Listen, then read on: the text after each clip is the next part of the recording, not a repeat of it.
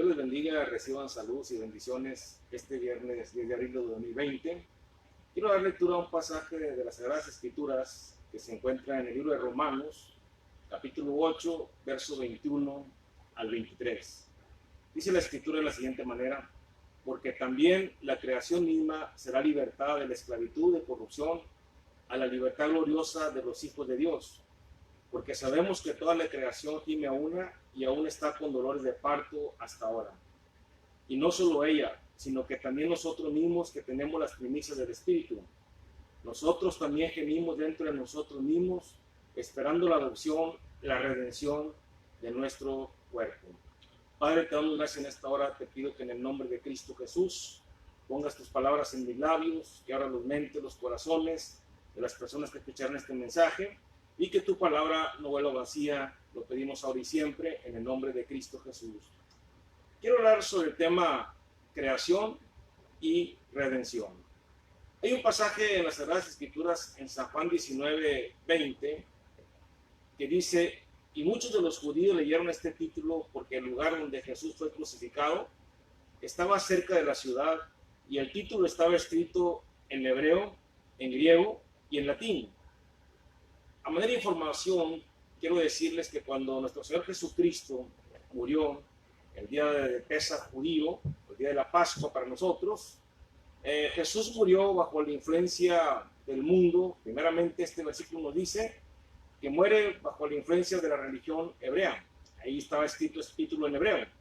También muere Jesús en el mundo bajo la cultura griega. Y Jesús muere en este mundo bajo el gobierno del Imperio Romano. Entonces, este versículo, Juan es muy acertado al decirnos que el título de Jesús Nazareno, Rey de los Judíos, estaba escrito en hebreo, que corresponde a la religión, en griego corresponde a la cultura, y en latín al gobierno que estaba en ese entonces gobernando la tierra de Jerusalén. También quiero mencionarles que para entender esta prédica, enseñanza, vamos a ver pasajes de Génesis capítulo número 1, y vamos nosotros a relacionar esos pasajes con las palabras o las 7 frases que Jesús menciona en la cruz del Calvario en el momento de su crucifixión. En primer lugar, nos dice Génesis capítulo 1, verso 3: y dijo Dios, sea la luz, y fue la luz. Fíjense bien cómo la palabra nos menciona que aquí en este pasaje de Génesis 1:3 no era la luz del sol, porque el sol fue creado el 4º día. Y en aquellos tiempos, pues tampoco no era luz artificial. El pasaje del libro de Éxodo 10:23 nos dice de la siguiente manera: ninguno vio a su prójimo, ni nadie se levantó de su lugar en 3 días, mas todos los hijos de Israel tenían luz en sus habitaciones. Entonces comprendemos nosotros que la Escritura nos está diciendo que esa luz no era luz del sol, no era luz artificial producida por lámparas que había en los hogares, por cuanto todavía no había hogares. Solamente les menciono este pasaje de eso para que entendamos que así como la luz del sol, pues había, después conforme fue avanzando la civilización, ya los hogares tenían luz artificial en sus hogares, los judíos y las naciones. Ahora, vemos también nosotros un detalle que los judíos mencionan. Ellos nos dicen que esa luz era la luz primordial, la luz fundamental, pero que fue guardada por el Eterno o por Dios para el mundo venidero. Ese pasaje lo vamos a nosotros ahora a relacionar con Lucas 23:34, donde vemos nosotros la primera palabra o la primera frase de Jesús que habló en la cruz del Calvario. Dice la palabra de la siguiente manera: y Jesús decía, Padre, perdona lo que hacen. Y repartieron entre sí sus vestidos, echando suertes. Vemos aquí nosotros cómo la palabra nos está diciendo que palabras dichas al momento de ser clavado y alzado, cuando Jesús estaba siendo crucificado, fue cuando dijo, Padre, perdónanos porque no saben lo que hacen. Ahora, vemos aquí un detalle interesante que la palabra nos dice en San Juan 1:9, que aquella luz verdadera que alumbra a todo hombre venía a este mundo. También nos dice la palabra en Mateo 5:15, ni se enciende una luz y se pone debajo de un almud, sino sobre el candelero, y alumbra a todos los que están en casa. La luz se pone sobre el candelero, que en esta ocasión fue la cruz. Ahora, también encontramos en la Escritura, en Números 8:2, que nos dice de la siguiente manera: habla a Aarón y dile, cuando enciendan las lámparas, las 7 lámparas alumbrarán hacia delante del candelero. El candelero que Dios le mandó a Moisés construir para el tabernáculo tenía 7 brazos. Entonces, ¿qué quiero mencionar con esto? Estamos relacionando el primer día de la creación, cuando Dios creó la luz primordial, la luz fundamental, y precisamente cuando Jesús va a morir por los pecados de la humanidad, nuestro Señor Jesucristo, como la luz de este mundo, que está detallado por Juan, Jesús tuvo que ser puesto en la cruz, que actuaría como un candelero, y así como el candelero que Dios le dijo a Moisés que hiciera, tenía los 7 brazos en los cuales había 7 lámparas en su brazo correspondiente, encontramos nosotros que Jesús allí en la cruz pronunció las 7 frases. Ahora, el Salmo 119, verso 105 nos dice: lámpara es a mis pies tus palabras y lumbrera a mi camino. Vemos nosotros que la luz alumbra a todos los que están en casa, lo dijo Mateo, y por tanto la palabra de Dios es luz para nuestra vida, es luz a nuestros pasos, es luz para nuestro camino. Entonces, esas 7 expresiones que nuestro Señor Jesucristo pronunció allí en la cruz del Calvario, pues son 7 lámparas, son 7 palabras, 7 frases que Jesús mencionó para ir a alumbrar nuestro sendero, nuestro camino. Y de respecto a lo que Mateo dijo, que alumbra a todos los que están en casa, en 1 Tesalonicenses capítulo 5, verso 5, dice de la siguiente manera: porque todos vosotros sois hijos de la luz e hijos del día, no somos de la noche ni de las tinieblas. Entonces encontramos aquí que el apóstol Pablo nos está diciendo que nosotros no somos de las tinieblas, que nosotros somos hijos de la luz, hijos del día, hablando de que nosotros somos hijos de Cristo. Ahora se fija usted cómo hay una relación preciosa en ese primer día de la creación, en relación con la primera frase o primera palabra que Jesús pronunció en la cruz del Calvario. Después vemos la segunda relación que encontramos en la Biblia, en Génesis capítulo 1, verso 6. Dice de la siguiente manera: luego dijo Dios, hay expansión en medio de las aguas, y separe las aguas de las aguas. Ahora, aquí nosotros vemos que Dios formó los cielos. Los cielos se dice, según la interpretación judía, que estaban primero en estado líquido y después se fueron condensando, que es lo que sucede en este pasaje. Pero la palabra nos habla de 3 cielos: cielo que corresponde a la atmósfera donde vuelan las aves, el cielo donde están sol, luna y estrellas, y el tercer cielo donde está Dios. Ahora, vamos a comparar este pasaje con Lucas 23, 43. Jesús le dijo: de cierto te digo que hoy estarás conmigo en el paraíso. Esta es la segunda frase que Jesús pronuncia en la cruz de Calvario. Y encontramos aquí detalles que nos ayudarán a entender esta relación que existe en el segundo día de la creación con la segunda frase de Jesús en la cruz de Calvario. En primer lugar, tenemos que entender que en la Biblia nos dice que las aguas representan gentes, representan personas, representan naciones, representan multitudes, representan lenguas. Lo vemos ahí en Apocalipsis 17:15, que dice: me dijo también, las aguas que has visto donde la ramera se sienta son pueblos, muchedumbres, naciones y lenguas. Entonces, en primer lugar, tenemos que las aguas representan personas. Acuérdense de algo, un detalle que mencioné antes, que en el segundo día de la creación Dios separó las aguas de las aguas. Ahora, Mateo 27:44 dice de la siguiente manera: lo mismo le injuriaban también los ladrones que estaban crucificados con él.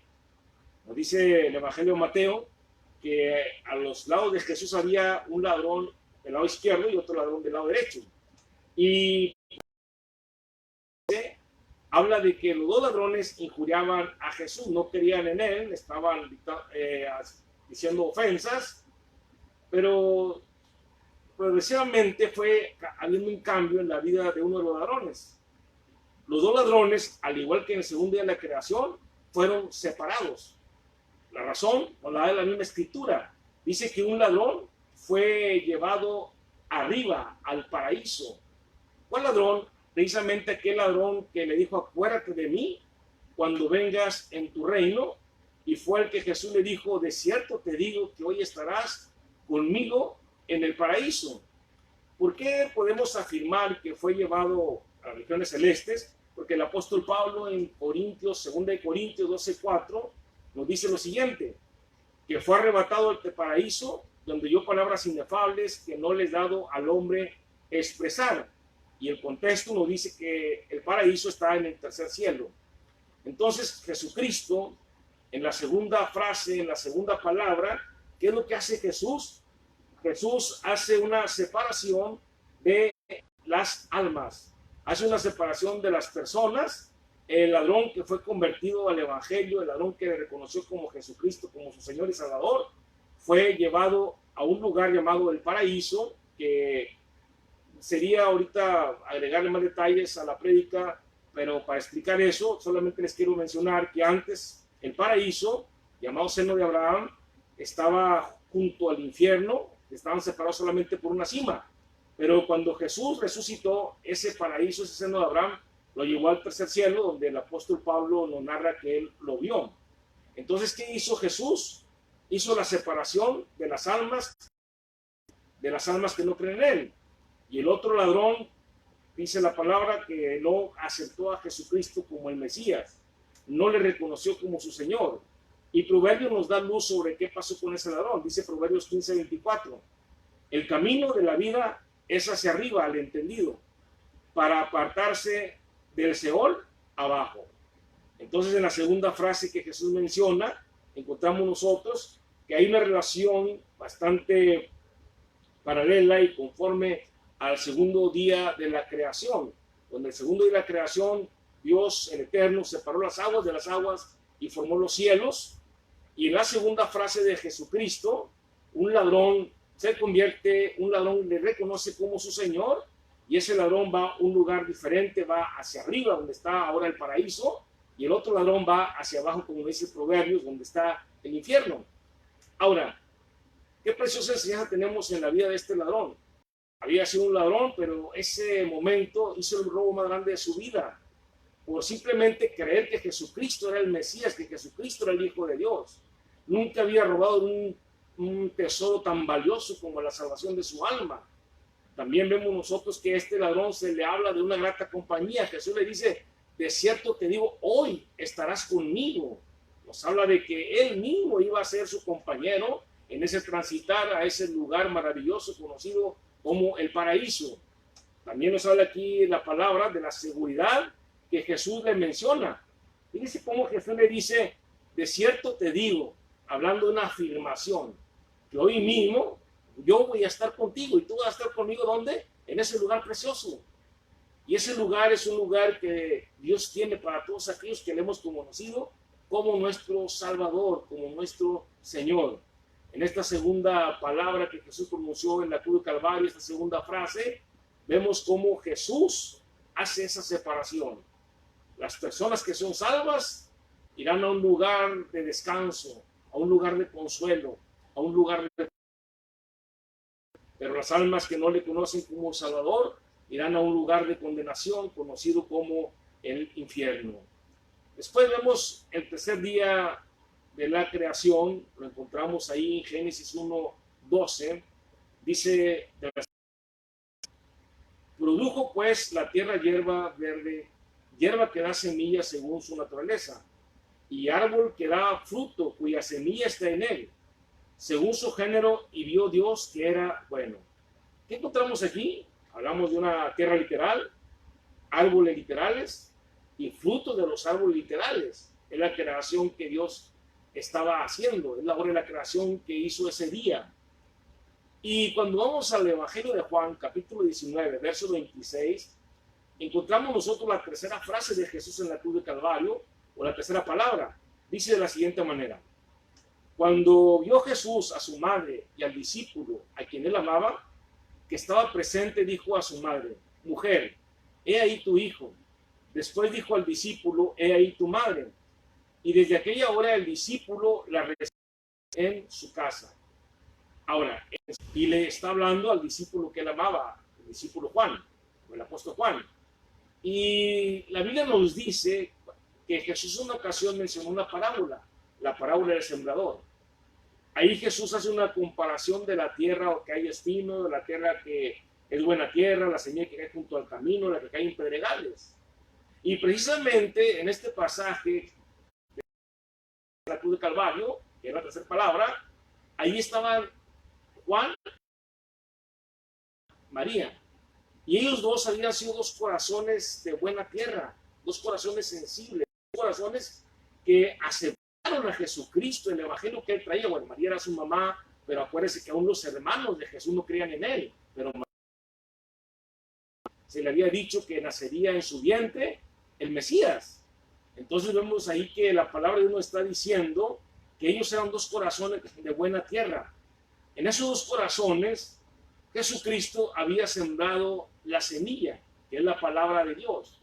La palabra que el Padre había dado para que él pronunciara a través de sus labios, era la palabra que María y Juan habían guardado en su corazón y la habían obedecido conforme iban avanzando los días. Ahora, ¿qué más encontramos en esta preciosa frase? Vemos dos árboles bien plantados, Juan y María. El Salmo 92:12 nos dice que Dios compara a las personas con árboles. Dice de la siguiente manera: el justo florecerá como la palmera, crecerá como cedro en el Líbano. El justo florecerá como la palmera, crecerá como cedro en el Líbano. Entonces vemos ahí dos árboles preciosos, Juan y María, comparados con unas palmeras que dan su fruto, el dátil, como cedros del Líbano, enormes, firmes, que no los pueden tumbar las tempestades ni los vientos fuertes. Ahora, esos dos árboles, María y Juan, cuando Jesús hace esa entrega de amor de su madre con el discípulo que él amaba y el discípulo con su madre, Jesús dice algo, ¿verdad? Que dice la escritura que después de ahí vivió en su casa y los dos tuvieron una comunión bastante estrecha.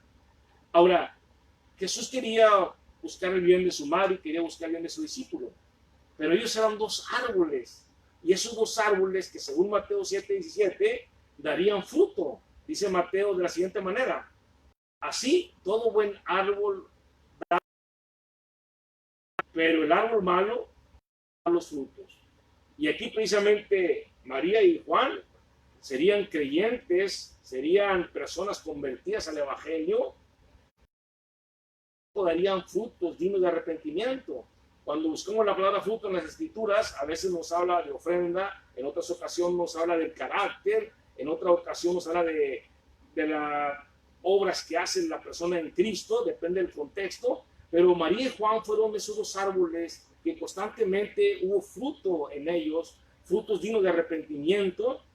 Jesucristo mismo había dicho que el buen árbol por el fruto se conoce, no por los dones. Entonces es una enseñanza también para nosotros, que nosotros que estamos en Cristo, nosotros vamos a ser reconocidos como creyentes cuando nosotros vemos esos frutos que Dios quiere que demos conforme a la palabra, a la semilla que fue sembrada en nuestros corazones. Entonces esta es la relación que encontramos en el tercer día de la creación y que está relacionada con la tercera palabra de nuestro Señor Jesucristo. Después vemos nosotros en Génesis 1:16, que dice de la siguiente manera: e hizo Dios las dos grandes lumbreras, la lumbrera mayor para que señorease en el día y la lumbrera menor para que señorease en la noche. Hizo también las estrellas. Y dice cómo en este día de la creación Dios hace el sol, hace la luna, las estrellas, y las pone en el cielo para que el sol sea el que nos provea de luz en el día y durante la noche la luna y las estrellas. Literal. También acuérdense en algo importante que el Levítico nos habla de las fiestas judías en Levítico 23 y y las fiestas judías ordenadas por Dios tenían que ver con la luna. Ahora, cuando relacionamos este día de la creación con la palabra que Jesús pronunció, la cuarta palabra en la cruz del Calvario, dice de la siguiente manera: cerca de la hora novena, Jesús clamó a gran voz diciendo: Elí, Elí, lama sabactani. Esto es: Dios mío, ¿por qué me has desamparado? En Mateo 27, 46. Así notó la relación que hay. En el cuarto día Dios crea sol, luna y estrellas para que alumbren, para que sean señales a los hombres que estamos aquí en la tierra. Y en la cuarta frase, ¿qué hace Jesucristo? Jesucristo empieza a clamar a su Padre porque se siente desamparado. Cuando Jesús nació, los ángeles estuvieron presentes. Aún antes de que Jesucristo naciera, el ángel se presentó a María para darle el anuncio de parte del Eterno que nacería el Mesías. Cuando Jesús estuvo en Getsemaní, allí estuvo un ángel para confortarle. En una ocasión Jesucristo dijo: puedo rogar a mi Padre y mandar a 12 legiones de ángeles para que me defiendan. Cuando Jesús fue tentado por Satanás en el desierto, dice la Escritura que cuando venció la tentación venían los ángeles y le servían.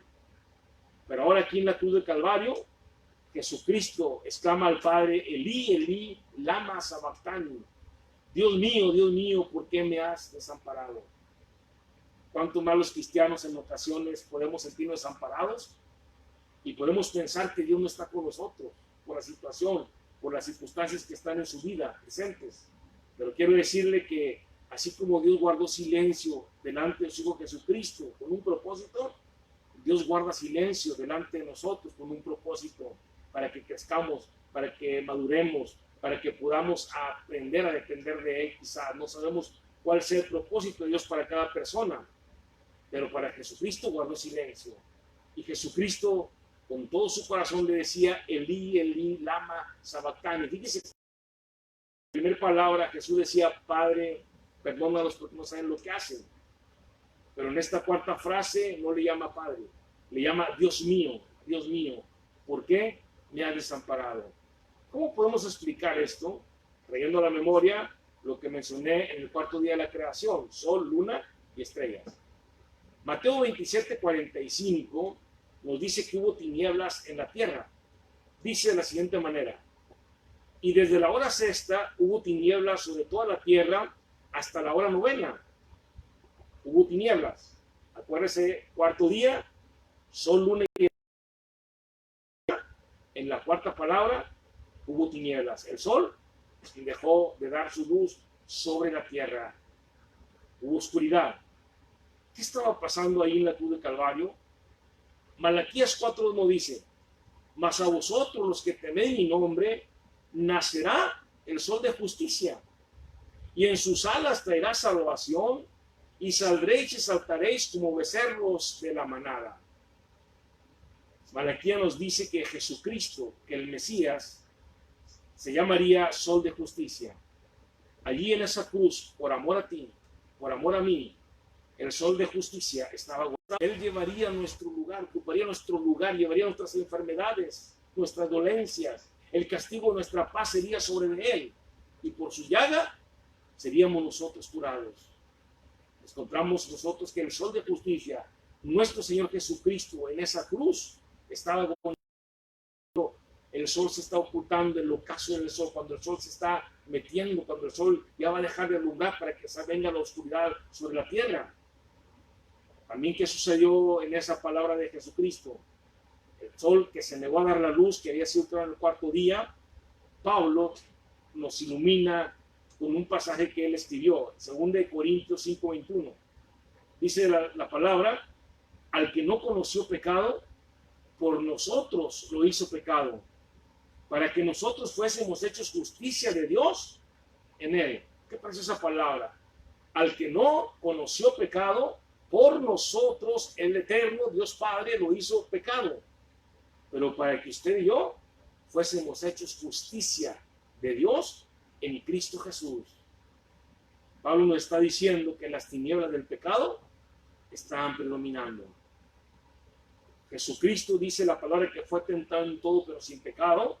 Pero en esta ocasión, el pecado de todos nosotros estaba haciendo sobre él.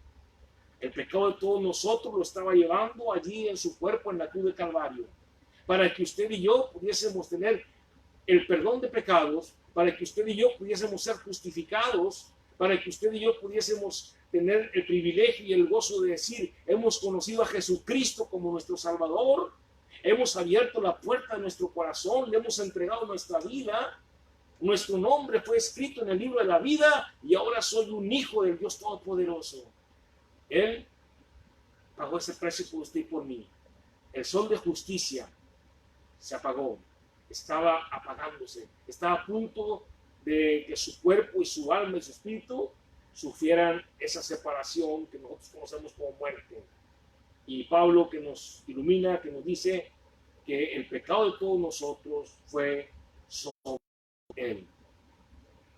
¿Qué quiere decirle? Que cuando usted se sienta solo, cuando usted se sienta que no hay nadie a su lado para confortarle, para ayudarle, para animarle, para instruirle, para tomarle la mano y hacerle que usted siga avanzando, acuérdese que siempre estará ahí Dios. Dios no nos deja solo. Él no ha cambiado, dice la Escritura. Es el mismo Jesucristo ayer, hoy y por los siglos de los siglos. Tenemos que aprender a confiar en Él. Y si Jesucristo se sintió solo, se sintió desamparado, nosotros también podemos pasar por esa experiencia. Pero tenemos que tener la seguridad y la convicción de que Dios jamás nos va a abandonar. Seguimos adelante con esta palabra y vamos al libro de Génesis. Ahora el versículo 20 nos dice, dijo Dios, produzcan las aguas, seres vivientes y aves, que vuelen sobre la tierra en la abierta expansión de los cielos. El quinto día, que hizo el Eterno? Que hizo el pequeño hasta el monstruo más grande. Job nos habla de un leviatán que dice que juega con la mar, que las flechas, las lanzas no le hacen nada, que despide fuego por su boca, que podemos entenderlo como un simbolismo, una alegoría, pero también podemos entenderlo como un animal literal que está en las profundidades de los océanos, o de un océano, no sé, pero dice que Dios lo tiene ahí. Ahora, Dios creó el quinto día todos los tiburones, las orcas, los delfines, todo tipo de pez colorido, todo del agua, fueron creados ese día. Vamos a relacionar el quinto día de la creación con la quinta palabra o la quinta frase de Jesús en la cruz. La encontramos en Juan 19:28. Después de esto, sabiendo Jesús que ya todo estaba consumado, dijo para que la escritura se cumpliese, tengo sed. ¿No le parece precioso cómo Dios lleva un orden, cómo la creación del hombre tiene mucha relación con la redención del hombre? Que cada hora de la creación que el Eterno hizo en su día respectivo tiene esa relación tan estrecha con cada frase de Jesús en la cruz de Calvario. En Génesis 1, el Dios Padre, Dios Eterno, estaba formando todo el universo, toda la creación literal. Y en la cruz de Calvario, Jesucristo, en 7 frases, está completando la obra de la redención. Ah, glorioso es nuestro Señor Jesucristo, glorioso es el nombre de Dios. ¿Qué nos dice la Escritura acerca de esta frase de Jesús? Primeramente, encontramos que Jesucristo experimenta la sed como humano, como todo hombre. Jesucristo durmió, Jesucristo se cansó, Jesucristo tuvo que comer. Jesucristo experimenta la sed, no solamente en este pasaje, también en San Juan capítulo 4, cuando él tiene el diálogo con la samaritana. Jesucristo lloró. Dice San Juan 1:14, aquel verbo fue hecho carne, habitó entre nosotros y vimos su gloria como gloria del unigénito del Padre, lleno de gracia y de verdad. Cierto, Pablo nos lo dice, grande es el misterio de la piedad. Dios se hizo carne y habitó en esta tierra. Ahí que estaba hablando esta palabra, hay que entender algo. Jesús había perdido mucha sangre, había estado en juicio durante la madrugada, no había dormido, había mucho estrés psicológicos sobre él. En Getsemaní había sudado como gotas, su sudor como gotas de sangre que caían a la tierra, y la deshidratación por la por la pérdida de sangre. Encontramos a un Cristo que se está deshidratando ahí en la cruz y que dice: tengo sed. Vamos a seguir con el pasaje. ¿De qué pudo haber tenido sed nuestro Señor Jesucristo? Dice que quería agua literal, pero Isaías 55:11 nos habla también de qué sed pudo haber experimentado el Nazareno. Dice la palabra: a todos los sedientos, venid a las aguas, y los que no tienen dinero, venid, comprad y comer. Venid comprar sin dinero y sin precio vino y leche. Qué preciosa palabra. Dios nos está haciendo una invitación. Y Dios nos dice a todos los que tienen sed, todos los pecadores, todos los que están sin Cristo, todos los que están sin Dios, todos los que están pasando por situaciones en las cuales están confundidos, están atribulados en angustia. Dios nos dice: vengan a las aguas. Si no tienen dinero, es gratuita el agua de vida que Jesucristo da. Es el agua eterna, es el agua gratificante, el agua que refresca el alma. Ahora vemos aquí entonces que Jesús pudo haber dicho: sed de almas que crean en Él, que acepten su sacrificio en la cruz del Calvario, para que su muerte no haya sido en vano por usted y por mí. Por eso nosotros podemos alabarle y glorificarle, por eso le alabamos, le adoramos, por eso predicamos su palabra. Por eso nosotros nos congregamos cuando tenemos oportunidad para exaltar el nombre de Jesucristo, porque la obra que Jesús hizo en la cruz de Calvario fue una obra que hizo por usted y por mí. Así como cuando Dios Padre dijo a las aguas: produzcan seres vivientes y aves que vuelen sobre la tierra, toda esa creación Dios la hizo para el hombre. Dios creó el sol, la luna y las estrellas. Dios no necesita el sol, luna y las estrellas. El hombre es el que la necesita. Dios hizo la vegetación, que son los pulmones de esta tierra, los árboles verdes, son los pulmones, no para Él, porque Él no necesita oxígeno. Nosotros necesitamos oxígeno.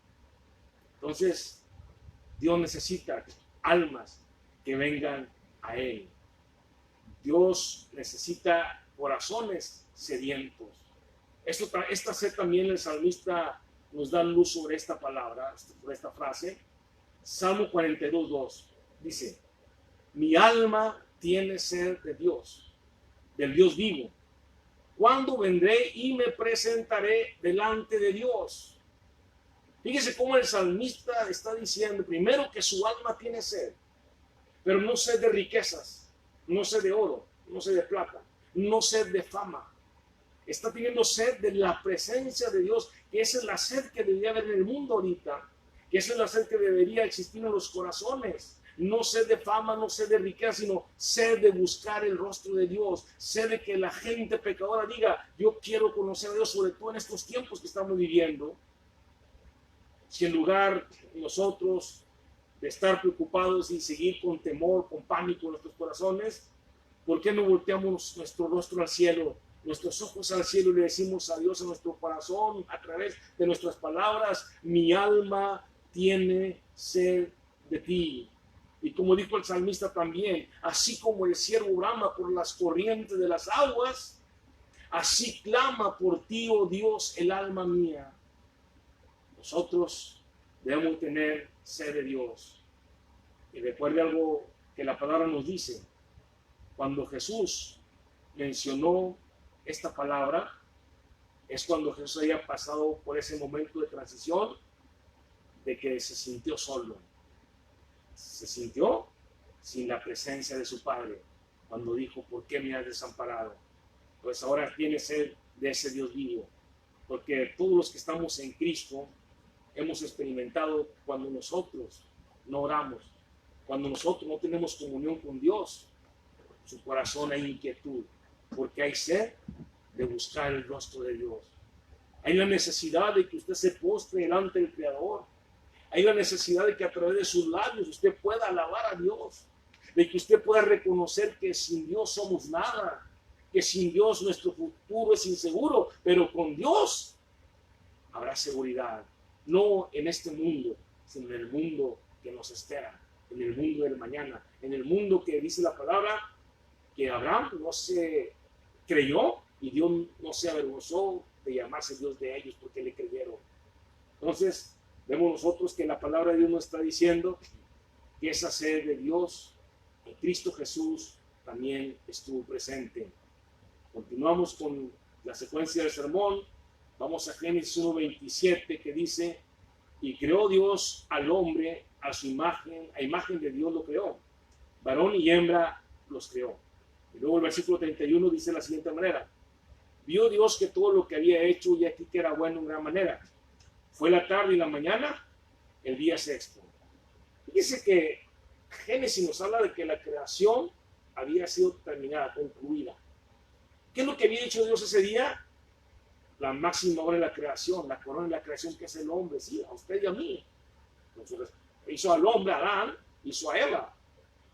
Ahora, los sabios judíos nos dan un detalle que tenemos que considerar. Ellos dicen que cuando Dios creó al hombre, nuestra Biblia dice Jehová Dios, donde ellos, para el nombre de Jehová, que es el Eterno, o Adonai, es como le llaman ellos, dice que habla del atributo de misericordia, y Elohim habla del atributo de justicia. Entonces nos comunican que cuando Dios hizo al hombre, la Biblia o la Torah menciona Jehová Dios, o el Eterno, Elohim, porque cuando Dios hizo al hombre, lo hizo con ese atributo de misericordia para que el hombre pudiera permanecer delante de él. Porque si Dios lo hubiera hecho solamente con el atributo de justicia, el hombre hubiera fallado y no hubiera tenido otra oportunidad. Ahora, este día de la creación, el sexto día, Dios hizo al hombre el polvo de la tierra y llamó el nombre de Adán. Lo hizo a su imagen y semejanza. Y le dijo Dios: tú vas a ser señor de las aves de los cielos, vas a ser señor de las bestias del campo, de los peces del mar. Tú le vas a poner nombre a cada uno de ellos. Tú vas a poner el nombre también a la mujer que te ha dado por compañera. Era un nombre inteligente, sabio. Eso es lo literal. Cuando nosotros hacemos una comparación, relacionamos este día de la creación, lo encontramos en Juan 19:30 con la sexta palabra de Jesús en la cruz. Dice la escritura: cuando Jesús hubo tomado el vinagre, dijo: consumado es. Y habiendo inclinado la cabeza, entregó el espíritu. Ahora, Jesús dijo: consumado es. ¿Qué estaba consumado? ¿Qué estaba hecho? Efesios 1:7 nos dice: en quien tenemos redención por su sangre, el perdón de pecados, según las riquezas de su gracia. Es decir, la redención estaba terminada. Aleluya. La palabra redimir significa comprar con un precio. Haga de cuenta que, como lo decían los emperadores romanos, que cuando conquistaban a una nación, conquistaban una ciudad, tomaban los esclavos, los ponían en la plaza principal a la venta. Llegaban los hombres importantes de Roma con sus vestidos lujosos para adquirir un esclavo. Entonces pagaban un precio y sacaban ese esclavo del mercado. Ya no era esclavo, ya no estaba en venta, pero era un esclavo de ellos. Y Pablo entendió muy bien ese concepto, porque Pablo se presenta como el apóstol, pero dice Pablo apóstol, y en otras Pablo siervo, que es doulos, que es esclavo de Jesucristo. Es decir, Pablo dice: yo no soy dueño de mi voluntad, no soy dueño de mis actos, de mis acciones, de mis pensamientos. El dueño se llama Jesús. Ahora, encontramos nosotros entonces que la redención estaba. Cristo vino a este mundo, vio a la humanidad en la esclavitud de Satanás, pero Jesucristo pagó un precio que nadie más hubiese podido pagar.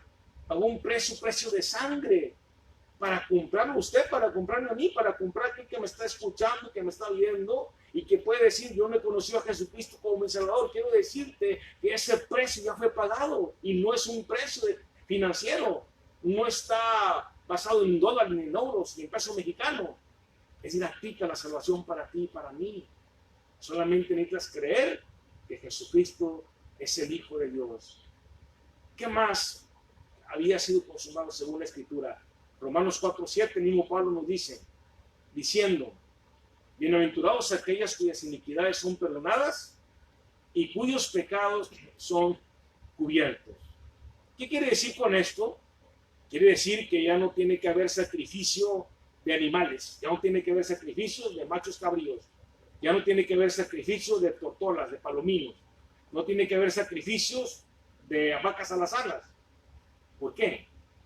Porque el precio único lo pagó aquel que Juan llamó: he aquí el Cordero de Dios que quita el pecado del mundo.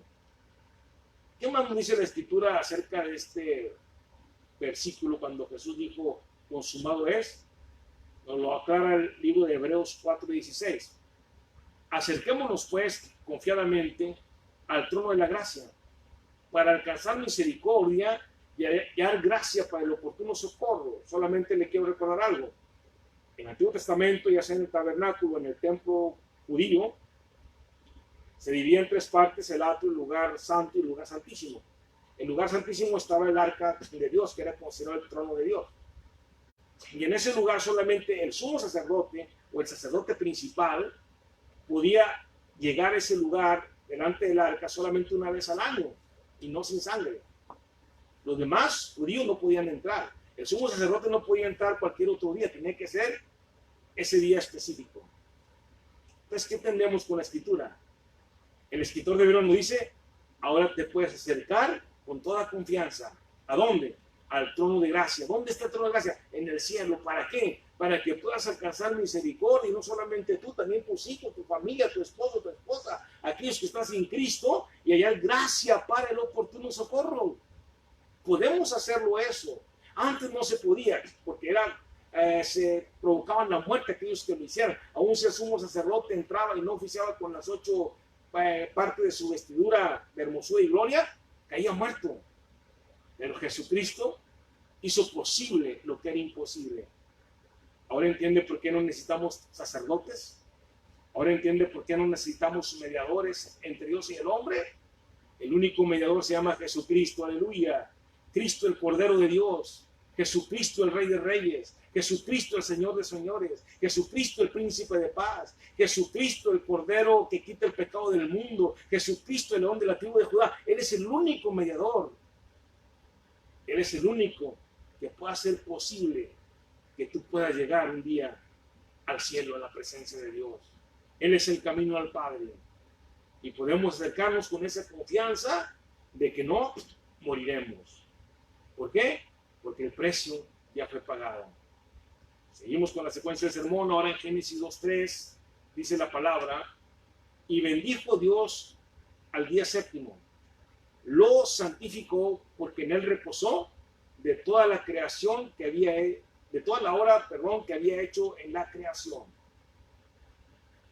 Dice la Escritura que Dios Padre, el Eterno, reposó de la creación que había hecho en el cielo. ¿Qué hay en el cielo? La Biblia nos dice que hay arcángeles, como dice Miguel. Nos dice la Biblia que hay seres vivientes, que estamos ahí, lo vemos ahí en Ezequiel, lo vemos en Apocalipsis. La Biblia nos dice que hay millares de ángeles. Ahí está, por ejemplo, los ángeles principales como Gabriel.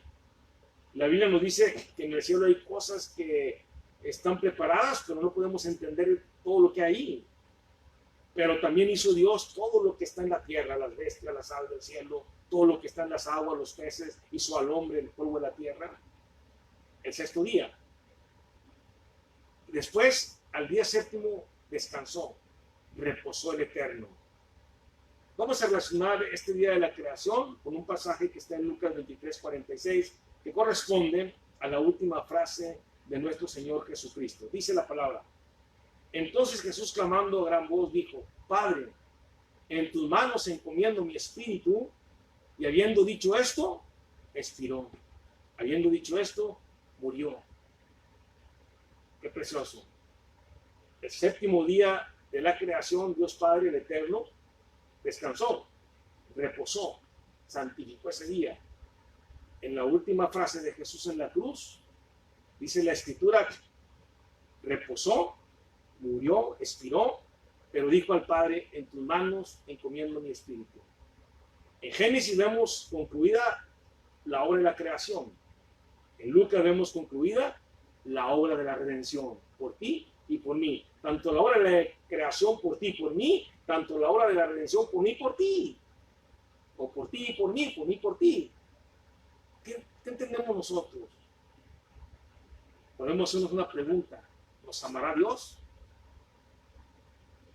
Si todo lo que hizo en la creación lo hizo por ti, y cuando Dios perdió la humanidad, todo lo que hizo en la hora de redención, lo hizo por ti y por mí. Qué precioso es Dios. Ahora, ¿de qué reposó? Efesios 1:7 nos dice que tenemos redención por su sangre, el perdón de pecados según la riqueza de su gracia. Reposó Jesús de la obra redentora. Y hay un detalle que no quiero omitir, que está en el Salmo 31:5. Dice, en tu mano encomiendo mi espíritu. Tú me has redimido, oh Jehová, Dios de verdad. Dice cómo el salmista está hablando de una profecía que precisamente se cumple en los labios de Jesús. Por lo tanto, entendemos que Jesucristo murió en la cruz de Calvario con la palabra del Padre en sus labios, citando la palabra de Dios. Él lo dijo, en tus manos encomiendo mi espíritu, y el salmista así lo decía, en tu mano encomiendo mi espíritu. Qué preciosa muerte de Jesucristo. Nació bajo la palabra de Dios, vivió bajo la palabra de Dios, predicó la palabra de Dios, murió con la palabra de Dios en sus labios. Qué preciosa muerte. Ahora hay que recordar que la muerte de los cristianos se considera como un sueño, porque Jesucristo murió, durante el tercer día se levantó de entre los muertos. Aleluya. Ni la muerte ni el infierno lo pudieron detener, porque Él era el Hijo de Dios, es Dios, y se levantó, y tenemos nosotros la evidencia, la confianza, la seguridad de decir que Jesucristo no está muerto, que Jesucristo vive y se ha sentado a la diestra del Padre e intercede por nosotros. ¿Qué más encontramos en esta frase? Hebreos nos amplía el uso de este pasaje. Hebreos 4:8 dice, porque si Josué les hubiera dado el reposo, no habría después otro día. Por tanto, queda un reposo para el pueblo de Dios, porque el que ha entrado en su reposo también ha reposado de sus obras, como Dios de las suyas. Procuremos pues entrar en aquel reposo para que ninguno caiga en semejante ejemplo de desobediencia. ¿Qué quiero decirles con esto? Quiero decirles que Jesucristo es tu reposo. Jesucristo es mi reposo. Jesucristo lo dijo cuando estaba predicando, venid a mí los que estéis trabajados y cargados, que yo os haré descansar. Venid a mí los que estéis trabajados y cargados, que yo os haré descansar. Pero a veces aún en nuestros tiempos la iglesia corre con el psicólogo, la iglesia corre con el amigo, corre con la amiga para que le dé consuelo, para que le dé paz. Y nos olvidamos que Jesucristo sigue diciendo, vengan a mí, yo soy el descanso para vuestras almas, yo soy el reposo. Y qué precioso es que nosotros, dice la palabra aquí en Hebreos, que Josué no les dio el verdadero reposo cuando entraron a Canaán, la tierra conquistada, la conquistaron. La Biblia nos dice que a nosotros se nos dará el verdadero reposo, que es Cristo. Y ese Jesucristo nos dará un reposo cuando estemos en su presencia, donde no habrá llanto, no habrá tristeza, no habrá dolor, no habrá angustia, no habrá muerte. Y así la relación entre el día de la creación y las palabras de Jesucristo en la redención, en la cruz. Qué precioso es Dios. Nos está diciendo que Dios lo hizo tanto la creación, la obra de la creación por el hombre, tanto la obra de la redención por el hombre.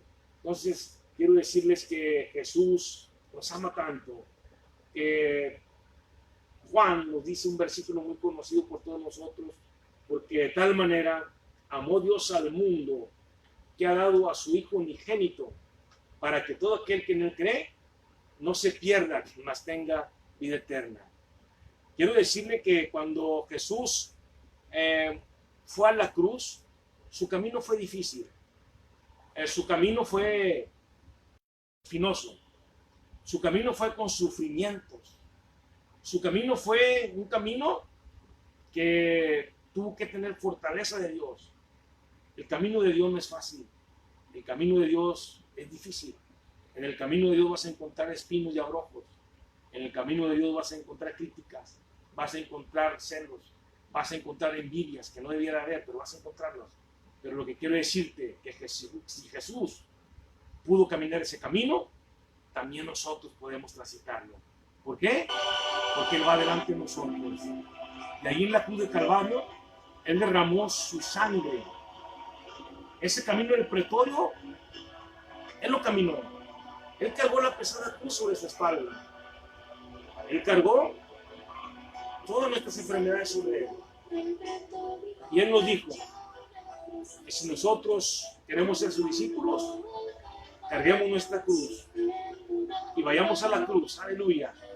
Y en esa cruz hay perdón, en esa cruz hay justificación, en esa cruz hay gloria, en esa cruz hay nueva criatura, en esa cruz hay una sangre derramada por ti y por mí, para que tú y yo podamos ser salvos, para que tú y yo podamos ser libres del yugo del diablo, para que tú y yo podamos ser libres del pecado. Gloria al nombre de Jesús, precioso, glorioso y maravilloso nuestro Señor Jesucristo, así como glorioso es el camino de la cruz.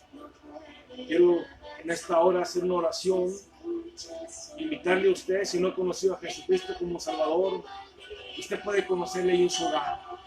Solamente tiene que aceptar que hemos nacido en el pecado que heredamos de Adán, que Jesucristo es el Señor, y pedirle perdón por los pecados.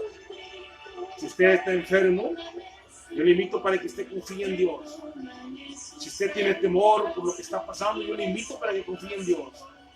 El precio fue pagado y el precio es posible obtenerlo gracias a Jesús.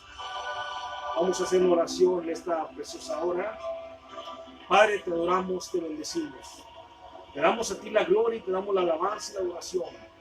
Te pido, Padre, que en el nombre de Jesucristo extiendas tu mano de poder sobre aquellas personas que están enfermas.